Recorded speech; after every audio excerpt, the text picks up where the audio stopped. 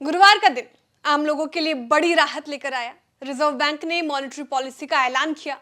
आशंका जताई जा रही थी कि RBI governor Shaktikanta Das repo rate को 0.25% बढ़ा सकते हैं, यानी कि कर्ज एक दफा और महंगा हो जाएगा। हालांकि बड़ी राहत ये रही कि आरबीआई ने ब्याज दरों में कोई बढ़ोतरी नहीं की और इसे पिछले लेवल पर ही कायम रखा।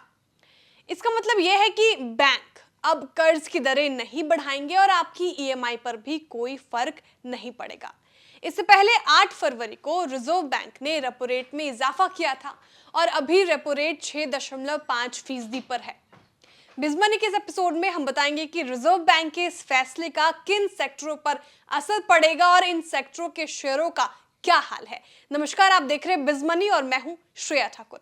सबसे पहले तो रिजर्व बैंक के रेपो रेट को नहीं बदलने से रियल्टी सेक्टर को बड़ी राहत मिलने की उम्मीद है। होम लोन रेट्स बढ़ने से आम लोग घर खरीदने से दूर हो रहे थे और इसका असर इस सेक्टर पर दिख रहा था, लेकिन अब उम्मीद है कि रियल्टी सेक्टर में डिमांड फिर से दिखाई दे सकती है। इस सेक्टर के शेयरों का हाल भी देख लेते हैं। गोदरेज प्रॉपर्टीज रियल्टी सेक्टर की बड़ी कंपनी है। रेपो रेट नहीं बढ़ाने का फैसला आते ही इसका स्टॉक रॉकेट हो गया। गुरुवार 1:30 बजे गोदरेज प्रॉपर्टीज के शेयर 6.58% बढ़कर 1126 रुपए पर पहुंच गए, यानी एक ही दिन में इसके इन्वेस्टर्स को मोटी कमाई का मौका मिल गया। पिछले साल ब्याज दरों में बढ़ोतरी का सिलसिला शुरू होने के बाद से इसके शेयर औंधे मुंह गिर पड़े थे। गुजरे एक साल में इसके शेयर में 33.13% नेगेटिव रिटर्न मिला है। लेकिन अब बड़ा सवाल यही है कि अगर ब्याज दरों का साइकिल पलटता है तो क्या इस शेयर में इन्वेस्टर्स की भी चांदी होगी। रियल्टी सेक्टर की देश की सबसे बड़ी कंपनी डीएलएफ है। गुरुवार को इसके शेयर 3.43% के बढ़ोतरी के साथ ट्रेड कर रहे थे। एक ही महीने में इसके शेयरों ने 5.5% रिटर्न दिया है, जबकि बीते एक साल में इसमें 4.62% नेगेटिव रिटर्न मिला है। शोभा डेवलपर्स के शेयरों में भी 1.63% की तेजी दिखाई दी। बीते एक महीने का रिटर्न देखें तो इसके शेयर 20% से ज्यादा गिरे हैं, जबकि एक साल में इसमें 36.64% नेगेटिव रिटर्न मिला है। मैरोटेक डेवलपर्स लिमिटेड के शेयर गुरुवार को 2.13% तेजी के साथ ट्रेड कर रहे थे। एक महीने में इसके शेयरों में 7% गिरावट आई है। एक साल में इसके शेयर 20% से ज्यादा लुढ़के हैं।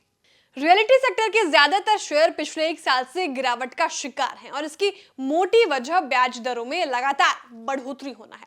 इससे रियलिटी डिमांड में कमी आने का डर इन्हें पस्त किए हुए था, लेकिन गुरुवार को ब्याज दरों में तेजी पर लगाम लगते ही इन शेयरों में अच्छी खासी तेजी देखने को मिली।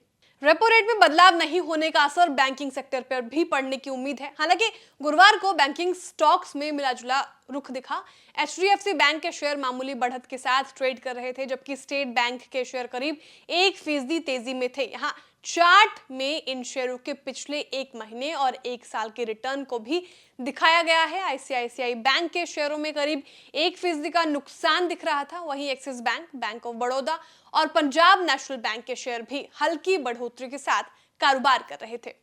एक और सेक्टर जिस पर रेपो रेट का असर दिखाई देता है वो है हाउसिंग फाइनेंस और एनबीएफसी सेक्टर। यहाँ इनके शेयरों का भी परफॉर्मेंस देख लेते हैं। बजाज फाइनेंस के शेयर 2.65% चढ़कर 5,914 रुपए पर चल रहे थे। श्रीराम फाइनेंस के शेयर 1.04%, एल&टी फाइनेंस के शेयर में 3.28%, पीएनबी हाउसिंग फाइनेंस में 1% और एलआईसी हाउसिंग में करीब 3% की तेजी आज दिखाई दी है।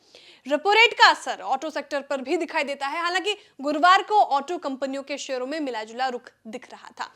तो ये थे वे सेक्टर जिन पर आरबीआई के रेपो रेट में बदलाव न करने का असर पड़ना तय है। साथ ही इन स्टॉक्स का गुरुवार का हाल भी हमने आपको बताया। बिजमनी के इस एपिसोड में इतना ही। अगले एपिसोड में पैसों से जुड़ी और जानकारी लेकर हाजिर होंगे। तब तक के लिए आप देखते रहिए बिस्तार।